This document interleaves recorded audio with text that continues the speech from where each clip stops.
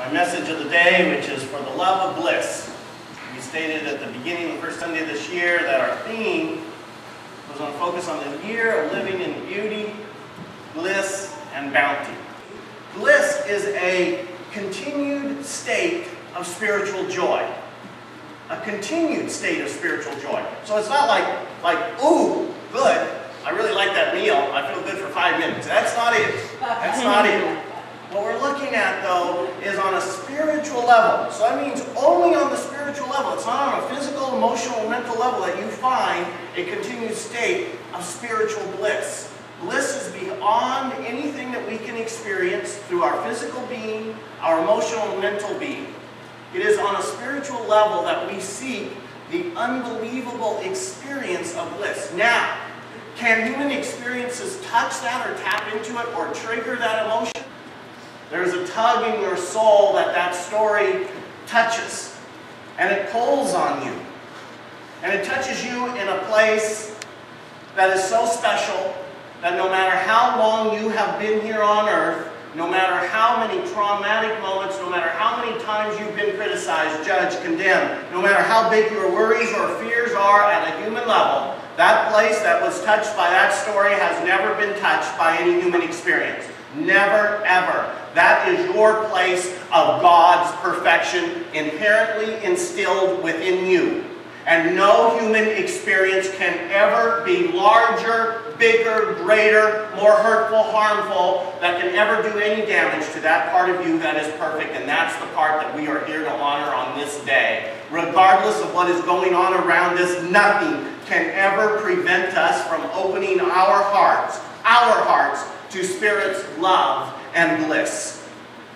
How many times in your life, if you were to look back from this day backward, from here on February 14th to 2010, if you look backward, how many times have your heart been tugged by experiences such as that? Maybe you had in real life. The first one I thought of as I'm writing this last night was of January 4th, 2009 at 5:40 p.m. when Liberty came into this world. I will never forget when she came out of her mom's body and that midwife held her up and she was just beautiful and immediately fell in love with her.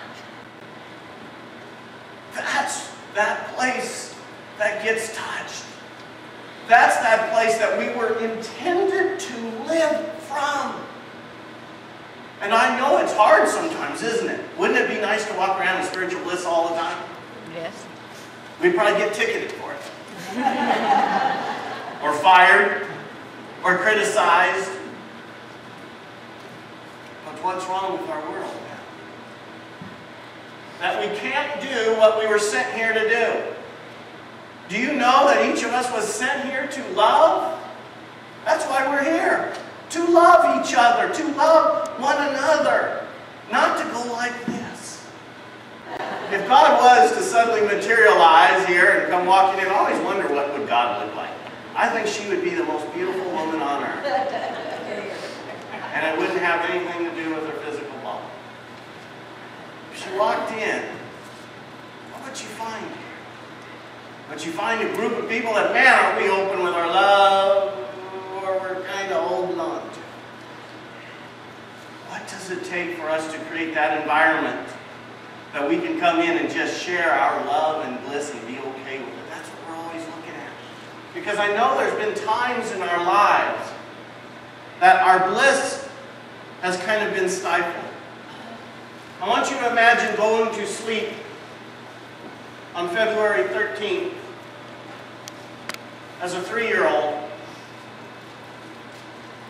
and you wake up the next day and your mother died next to you. What did that do to your heart? About to find out. My mother, Beverly Alice Greenwood, was born on January 30th, 1934, in the little town of Beaumont, BC. She was the only child of Violet and James Greenwood. She married my father, Adam Walter Stuyvesant, on September 25th, 1954, at the age of 20, in Richmond, BC. They had 3 children, my sisters, Susan and Donna, and myself. On February 14th, 1965, As I lay sleeping next to her, my mother passed away quietly in her sleep. Her cause of death was unknown.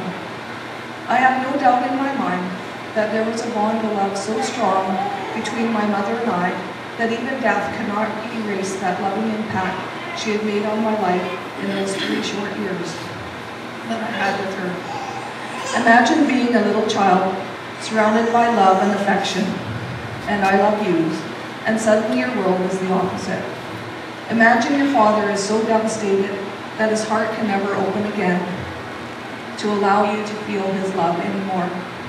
Imagine suddenly that your grandmother goes crazy and beats you and tries to burn all evidence of your mother's existence. Imagine suddenly there's a new mummy, and yet here you are waiting for your own mummy to return because no one bothered to explain to you that she died. Imagine being taken thousands of miles away from anyone who could have helped guide you through all this, and then living in a house where no emotions, on the children's part anyway, were allowed. Imagine that gaping black hole left inside you, and the imaginary world that you would have to create to survive in your head. Imagine being a teenager and thinking maybe that you had killed your mother because dying of nothing just didn't fit into your logical mind, and after all, you were the one laying next to her when she died. Sometimes people ask me, well, do you remember your mother?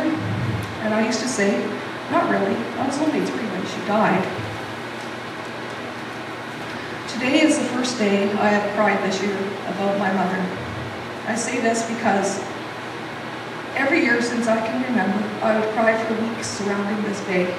And last year, I was in such a black place that in desperation, I reached out and asked David to help me because I knew I could not live like that anymore year after year. Bless his loving, generous heart. We went to Surrey where my mother is buried and spent 3.5 hours in the bitter cold healing that darkness. Although, funny enough, I don't remember a lot of it. I know I felt differently when we got back to Victoria. Crystal made dinner, and she wrote me a letter from my mummy, which I read whenever I have a low day. Between the 2 of them, their love and care healed my heart. Today, I just want to honor my mother. She gave me the most important gift of all, her love. The first few years in a child's life is develop who you are. The first few years in a child's life develop who you are and who you become more than any other time in one's life. I know that without a doubt, she loved me unconditionally. She bestowed affection, joy, and laughter upon me, and she cherished my very existence. She gave me strength to withstand abandonment, neglect, abuse, sadness, the ignorance of others, and a whole lot more. Although it had seemed through the years that she had left a gaping hole in my heart, I know now that she has always been here with me, guiding me, holding me in love and light, and making sure I grew up to be a woman she would be proud of. She has been there for me in raising my children, always reminding me of the joy motherhood could bring and how to cherish and love them unconditionally. I trust her gifts of being a loving mother will show through even my own daughter when she one day has children. Because of my mother, my heart can still love openly and freely. Today is Valentine's Day, the day of love. So today, in honor of my mother, I'm passing out ribbons. If you didn't get one, I have more. And as the ribbon states, that if you have children and you tell them how much joy they give you and how much you love and cherish them, we are all children of someone, some mother. Some still have their mothers and some not. Some we get along with and some we don't. However, we never know how long we have with them. So please let them know that you love them and cherish them.